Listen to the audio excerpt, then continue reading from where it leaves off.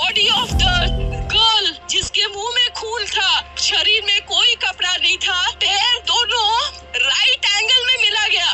एक पाँव बेड के इस तरफ, एक पाँव बेड के इस तरफ मिला गया।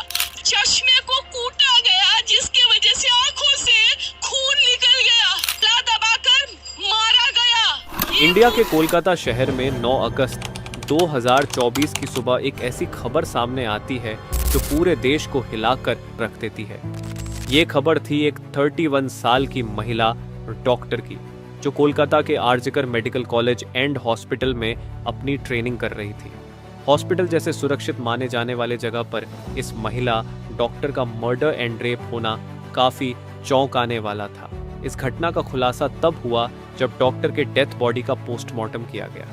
इस रिपोर्ट ने लोगों की रूह तक को हिला दिया, क्योंकि यह मामला सिर्फ एक मर्डर का नहीं था, बल्कि इससे कहीं ज्यादा खौफनाक केस था। पोस्टमार्टम रिपोर्ट में खुलासा हुआ कि उस डॉक्टर की हत्या गला घोंटकर की गई थी, इतनी ताकत से कि उनका थायराइड कार्टिलेज तक टूट गया था।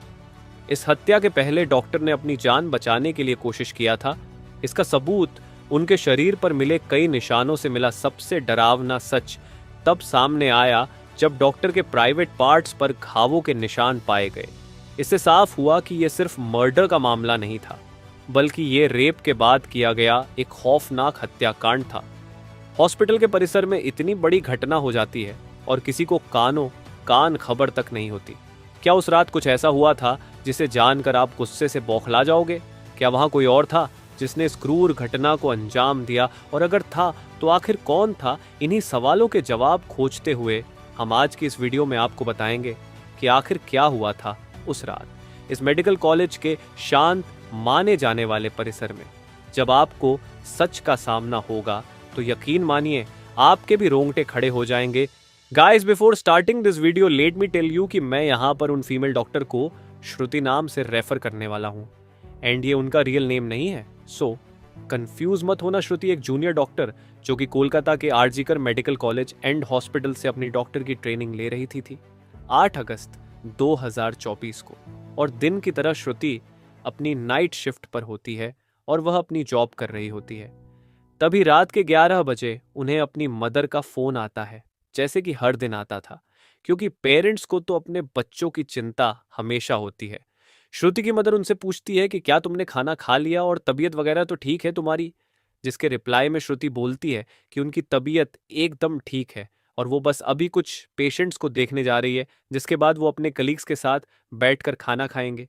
अपनी मदर से बात करने के बाद श्रुति पेशेंट्स को देखने राउंड पर निकल जाती है। सारे पेशेंट्स को देखने में और अपना काम खत्म करने में श्रुति को रात के 2 बज जाते हैं, जिसके बाद वो अपने कलीग्स के साथ जाकर हॉस्पिटल कैंटीन में ही बैठ जाती है, जहां मिलकर ये लोग अपना खाना भी खाते हैं और साथ साथ थोड़ी बातें भी करते हैं। खाना खाते खाते और बात करते हुए रात के 3 बज जाते हैं और इस वक्त श्रुति थोड़ी थकान सी फील कर रही होती है, तो वो अपनी थकान दूर करने के लिए इस हॉस्पिटल के 4th फ्लोर में बने सेमिनार हॉल में जाकर रेस्ट करने लगती है।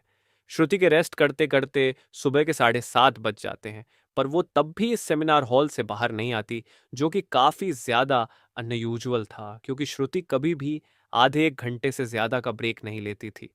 हॉस्पिटल का एक वर्कर जो कि सुबह की शिफ्ट स्टार्ट होने से पहले हॉस्पिटल के सारे रूम्स को चेक कर रहा होता है, और वो ऐसे ही सारे रूम्स को चेक करते हुए इस सेमिनार हॉल की तरफ आता है। जैसे ही वो सेमिनार हॉल के बाहर आकर उसका गेट खोलता है, उसकी आंखों के सामने होता है एक भयानक नज़ारा, जिसे देखकर वो बहुत जोर से चीख पड़ता है। इस वर्कर की चीख सुनकर आसपास के लोग वहां इकट्ठा होने लगते हैं और देखते हैं कि सेमिनार हॉल के अंदर श्रुति की बॉडी बिना कपड़ों के पड़ी हुई है और उसके बॉडी पर कुछ ब्लड के निशान भी हैं। यहाँ खड़े सब लोगों के लिए ये एक ट्रामा से कम नहीं था, स्पेशली दूसरी फीमेल डॉक्टर्स एंड वर्कर्स के लिए, क्योंकि उन्होंने अपनी आंखों के सामने ऐसा नज़ारा पहली बार देखा था। वो भी हॉस्पिटल प्रेमिसेस के अंदर श्रुति की बॉडी को देखकर आसपास खड़े सारे लोग उसे एक स्ट्रेचर पर लेटते हैं और इमरजेंसी रूम में लेकर जाते हैं ताकि डॉक्टर्स उसकी कुछ हेल्प कर सकें। काफ़ी देर तक डॉक्टर्स के स्ट्रगल करने के बाद भी एट द एंड श्रुति कुछ घंटों के बाद अपना दम तोड़ देती है। हॉस्पिटल में कुछ लोग थे जो कि इस मर्डर एंड रेप केस को एक नॉर्मल केस जैसा दिखाने की कोशिश कर रहे थे, जस्ट बिकॉज कि वो इस हॉस्पिटल का नाम बचा सके। बट जब पोस्टमार्टम रिपोर्ट्स आती हैं तो सब दूध का दूध और पानी का पानी हो जाता है। इन रिपोर्ट से साफ साफ पता चल जाता है कि श्रुति के साथ किसी ने जबरदस्ती गलत हरकत करने की कोशिश करी, और जब वो इस इंसान से अपने आप को बचाने लगी तो उसने उसका गला घूंट दिया, इवन उसे बहुत बुरी तरीके से मारा भी, और फिर उसका रेप भी किया। ये सारे प्रूफ मिलने के बाद ये केस पुलिस को हैंड ओवर कर दिया जाता है एंड पुलिस वाले इस क्रिमिनल को पकड़ने के लिए लग जाते हैं। सबसे पहले पुलिस उस क्राइम सीन पर ही छानबीन करती है जहां ये सब हुआ था। किस्मत से पुलिस वालों को वहां पर श्रुति के कुछ नेल्स एंड ब्लड सैंपल्स मिलते हैं और साथ ही एक ब्लूटूथ नेक बैंड। ये केस शायद और भी जल्दी सॉल्व हो जाता अगर उस फ्लोर पर सीसीटीवी कैमरा होते तो, बट बदकिस्मती से इस सेमिनार रूम के अंदर या इसके आसपास कोई सीसीटीवी कैमरा नहीं थे। लेकिन जिस रास्ते से इस फ्लोर पर एंटर करा जाता था वहां पर कुछ सीसीटीवी कैमरा थे। पुलिस वाले इन सीसीटीवी कैमरा में सुबह के 3 बजे से 8 बजे के बीच की रिकॉर्डिंग चेक करते हैं कि इतने टाइम के बीच कितने लोग इस फ्लोर पर आए और गए थे। इन सीसीटीवी फुटेजेस को चेक करने के बाद ये पता चलता है कि टोटल 6 लोग इस फ्लोर पर आए और गए थे। ये पता लगने के बाद पुलिस वाले एक एक करके इन 6 लोगों को पूछताछ के लिए बुलाते हैं कि वो लोग वहां पर उस टाइम क्या कर रहे थे। और इन लोगों को इस बीच यहाँ कुछ भी अजीब दिखा कि नहीं, इन लोगों से पूछताछ के दौरान पुलिस वाले उनके फ़ोन का ब्लूटूथ भी ऑन करके चेक करते हैं कि जो ब्लूटूथ हेडसेट उन्हें मिला था वो इनमें से किसका था। क्योंकि आपको पता होगा ही कि एक बार अगर आप किसी ब्लूटूथ डिवाइस से अपना फ़ोन पेयर करते हो तो अगली बार वो उससे ईजिली कनेक्ट हो जाता है। और फाइनली पुलिस वालों की ये ट्रिक काम भी आती है, क्योंकि ये ब्लूटूथ नेक बैंड इन 6 लोगों में से एक आदमी के फ़ोन से कनेक्ट हो जाता है, जिसका नाम था संजय रॉय, जो कि एक सिविल वॉलंटियर था। सिविल वॉलंटियर वो लोग होते हैं जो कि पुलिस के अंडर काम करते हैं और उनकी हेल्प करते हैं छोटे मोटे कामों को मैनेज करने में। लाइक आपने बहुत सारे फेस्टिवल्स अनऑथराइज्ड पार्किंग या भीड़ भाड़ वाले एरिया में देखा होगा कि कुछ ब्लू कलर की यूनिफॉर्म्स पहनकर ऑफिसर्स खड़े रहते हैं, जिनका काम होता है कि विदाउट एनी रीज़न कहीं पर भी ज़्यादा क्राउड इकट्ठा ना हो। तो अब पुलिस वालों को अपना पहला कातिल मिल चुका था, जिसके बाद वो संजय रॉय से और गुस्से से पेश आने लगते हैं। बट संजय पुलिस वालों की किसी बात का भी जवाब नहीं दे रहा होता, क्योंकि वो काफी ज्यादा नशे की हालत में था। इस बीच पुलिस वाले संजय का फोन भी चेक करते हैं, जिसमें उन्हें भर भर के पोर्नोग्राफिक कंटेंट मिलता है, जिससे उनका शक यकीन में बदल चुका था कि संजय ही श्रुति के मर्डर का मेन कल्प्रीट है। इसके बाद पुलिस वाले संजय रॉय को और ज्यादा डराने लगते हैं एंड फाइनली वो डर कर अपना गुनाह कबूल भी कर लेता है कि उसने ही श्रुति को मारा है और उसका रेप किया है। यह पता लगते ही कुछ पुलिस वाले और प्रूफ्स कलेक्ट करने संजय रॉय के घर जाते हैं, जहां पर उन्हें एक शू मिलता है जिसके ऊपर कुछ खून जैसे ही धब्बे थे। तो पुलिस वाले उसका सैंपल कलेक्ट कर लेते हैं। थोड़ी और तलाशी लेने पर पुलिस वालों को संजय के घर के बाहर कुछ कपड़े सूखते हुए दिखते हैं, और ये वही कपड़े थे जो कि उस दिन संजय ने पहने थे, क्योंकि ये सब सीसीटीवी कैमरा में कैप्चर हो गया था, जिससे जाहिर था कि संजय ये प्रूफ मिटाने की भी कोशिश कर रहा था। बट जब संजय को पूछताछ के लिए पुलिस स्टेशन में लाया गया था, उस वक्त वो काफी ज्यादा नशे की हालत में था। तो क्या वो ये सब बस इसलिए कर रहा था ताकि उसे कम सजा मिले, जस्ट बिकॉज वो उस वक्त नशे में था?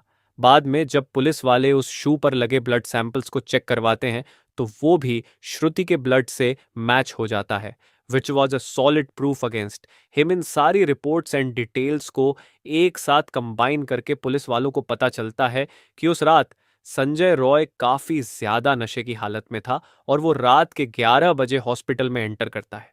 संजय अक्सर उस हॉस्पिटल में नाइट शिफ्ट किया करता था, तो उसे यहाँ की काफी अच्छी नॉलेज भी थी कि कहाँ पर कैमरा है और कहाँ पर नहीं। तो वो आराम से इस हॉस्पिटल के 4th फ्लोर पर जाकर बैठ जाता है, क्योंकि वो नहीं चाहता था कि कोई उसे ज्यादा नशे की हालत में देखे, वरना वो अपनी जॉब से हाथ धो सकता था। 4th फ्लोर पर आते ही वो अपना आराम से सो जाता है। जब उसकी आंख खुलती है तब तक सुबह के 3 बज चुके थे। तभी संजय की नजर श्रुति पर पड़ती है, जो कि रेस्ट करने सेमिनार हॉल में जा रही थी। श्रुति को अकेला देखकर संजय के इरादे बिगड़ने लगते हैं। वो पहले काफी देर तक इस फ्लोर के चक्कर लगाने लगता है, ये कंफर्म करने के लिए कि कोई यहां पर ज्यादा आ तो नहीं रहा। जब उसे लगता है कि हाँ उसका रास्ता साफ है, तो वो 4 बजे सेमिनार हॉल के अंदर एंटर करता है और फिर वहां से 4:45 पर बाहर आता है। इन 45 मिनट्स तक श्रुति के साथ इस आदमी ने क्या क्या किया होगा और वो कितने पेन से गुजरी होगी, ये सोचकर ही किसी का भी दिल सहम जाएगा। स्पेशली श्रुति के पेरेंट्स, जिन्होंने इतनी उम्मीद से और सेक्रीफाइसेस करके अपनी बच्ची को डॉक्टर बनने भेजा था, एंड श्रुति अपने पेरेंट्स की अकेली बेटी थी, तो उनके लिए तो ये किसी सदमे से कम नहीं होगा। एंड गाइस, ये केस अभी भी क्लोज नहीं हुआ है और 23 अगस्त तक संजय राय को कस्टडी में रखा जाएगा। इस कातिल इंसान के साथ क्या होना चाहिए, आप कमेंट में ज़रूर बताना, और इस केस रिलेटेड जानकारी देखने के लिए चैनल सब्सक्राइब करें। Thank you.